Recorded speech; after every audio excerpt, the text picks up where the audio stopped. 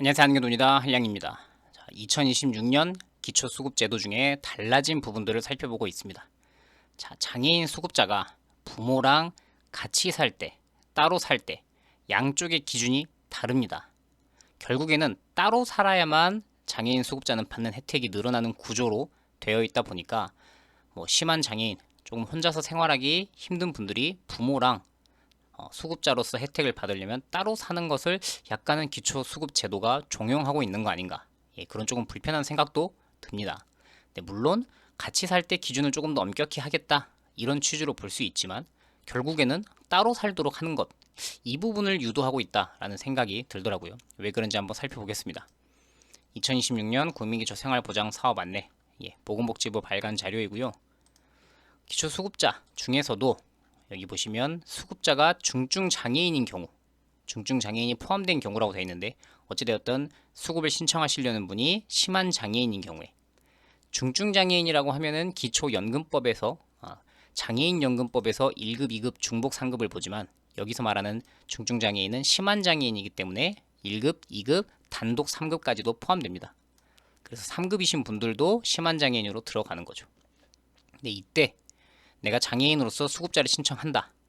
근데 생계급여와 의료급여 쪽을 신청하려고 할 때 따로 살고 있는 부모님은 부양의무자로 처리가 되기 때문에 이 부모님들의 소득이 연봉 1억 3천, 일반 재산 12억이 넘지 않으면 이 수급자가 생계급여와 의료급여 동시에 다 받을 수 있습니다.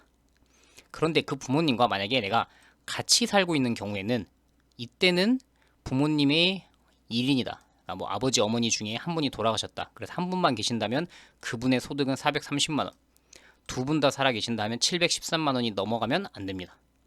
위쪽은 연봉 1억 3천이었으니까 월 소득으로 따지면 약 1000만 원이 되거든요. 그래서 부모님 소득이 800만 원 정도라서 나는 같이 살고 있는 경우에는 부모님의 소득 때문에 생계급여, 의료급여를 탈락하게 됐다라고 하는 중증 장애인, 심한 장애인의 경우에는 따로 살게 되면 기준이 통과됩니다. 마찬가지로 재산도 부모님의 재산이 대도시 기준으로 한 4억 정도를 가지고 있어요. 그러면 탈락하죠. 양쪽 다 통과해야 되기 때문에. 그런데 나가 살게 되면은 12억이니까 통과가 됩니다. 그래서 제가 말씀드렸다시피 같이 사는 경우의 기준이 훨씬 더 엄격하게 구성되어 있기 때문에 장애인의 경우에 내가 생계급여와 의료급여 혜택을 받으려고 하면은 부모님과는 따로 살도록 제도가 유도하고 있다라는 판단이 든다라는 겁니다. 자, 살펴보면 중증장애인이 포함됐을 때 부양의무자, 부양의무자라고 하면 장애인 수급자를 기준으로 보면 부모님이죠.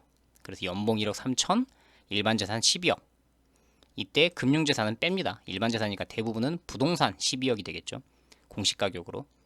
근데 그게 아니라 따로 사는 경우가 아니라 별도 가구라고 하면 실제로는 같이 살고 있으면서 장애인만 심사하는 경우를 보통 별도 가구라고 하죠. 이럴 때는 부모님의 소득 기준이 1인 가구 435만 원, 2인 가구 713만 원. 재산은 역시나 금융재산 빼고 대부분 부동산 재산으로 따졌을 때 대도시 3억 5천, 중소도시 2억 5천, 농어촌 2억 2천. 그래서 12억보다 훨씬 더 기준이 엄격하게 되죠. 그래서 생계급여, 의료급여 이게 양쪽 다 마찬가지이기 때문에 이제 중증 장애인의 경우에는 부양의무자가 대폭 완화가 돼서 부모님들이 연봉 1억 3천, 재산 12억이 아니면 받을 수 있는 항목이 엄청 넓어졌습니다. 그런데 대부분의 중증 장애인, 심한 장애인의 경우에는 1인 가구로 생활하기 힘들기 때문에 한국적인 여건상 부모님 집에 계속 사는 경우가 많습니다. 근데 부모님 살고 있다 하더라도 부모의 집에 거주하는 자녀가 이혼했거나 사별했거나 근데 그분이 장애 정도가 심하면은 별도 가구로 보호를 받았어요. 부모님 집에 살더라도. 또 마찬가지로 부모와 함께 살고 있더라도 그 자녀가 30세 이상이 됐는데 배우자가 없다. 미혼이다, 이혼이다, 사별이다. 어쨌든 현재 당장 배우자가 없다면 이분 또한 심한 장애인의 경우에는 별도 가구로서 혜택을 받았습니다. 그래서 대부분의 장애인 분들이 부모님과 계속 살면서 별도 가구로 혜택을 받을 수 있었는데 본인들은 그대로 있는데 혼자서 나가 살고 있던 장애인의 경우에 기준이 대폭 완화가 됐죠. 이렇게. 근데 옆에 살던 집의 경우에는 혼자 사니까 수급자, 생계급여, 의료급여가 다 통과가 됐는데 같이 살고 있으니까 부모님과 함께 사니까 기준이 계속 엄격하게 남아있다 보니 이거는 나도 혼자 살아야 되는구나 라는 쪽으로 유도가 되고 있다 라는 얘기를 말씀드렸습니다.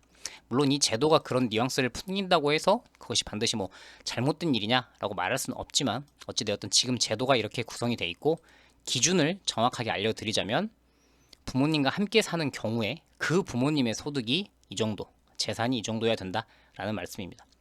이거 수급자를 신청하는 장애인 본인의 소득 기준은 이거보다 훨씬 더 적어야 되는 건 알고 계실 거고요. 자, 같이 살 때 따로 살 때 기준이 양쪽이 다르고 2026년 들어와서 그나마 완화된 기준이 이만큼이다 라는 내용 전달해 드리겠습니다. 또 다른 유용한 정보 있을 때 찾아오도록 할게요. 안녕히 계십시오.